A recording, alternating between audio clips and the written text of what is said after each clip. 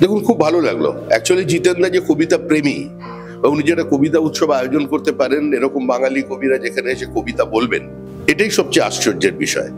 কারণ আজকে আমরা সমাজের মধ্যে একটা নতুন বিভাজন তৈরি করেছি হিন্দি ভাষী বাংলা ভাষীর নামে, যে বিভাজনটা কাম্য নয়, যেটা বাংলা বাঙালির সংস্কৃতি নয়, যেটা যায় না, যেটাকে যেতে দেওয়া যায় না। তার মধ্যে জিতেন্দ্র তিওয়ারির আজকের এই আয়োজন নিঃসন্দেহে উৎসাহ বাড়াবে, একটা ভিন্ন আঙ্গিকে একজন রাজনৈতিক কর্মীকে দেখবে। তাকে অনেক অনেক অভিনন্দন, এবং তার এই কবিতা উৎসব আগামী দিনে আরো সফল হোক, আরো বেশি কবিতা প্রেমীরা যোগ দিক। কারণ এখন তো আস্তে আস্তে আমরা সুরবিহীন হয়ে পড়ছি, অসুরের দলে সামিল হয়ে যাচ্ছে। এখন আর কবিতা পায় না, কবিতা আর দেহতা এটা তো একটা নির্দিষ্ট মিশেল, সেটাকে বিচ্ছিন্ন করা যায় না। আমি একজন রাজনৈতিক কর্মী, আবার বলছি, এর বাইরে আমার কোনো পরিচয় নেই। আমি কবিতা ভালোবাসি। এখন সকাল থেকে তো প্রতিক্রিয়ার রাজনীতি, তুই চোর, পরবর্তী প্রতিক্রিয়া তোর বাবা চোর। এই সংস্কৃতির বাইরে বেরোতে হবে।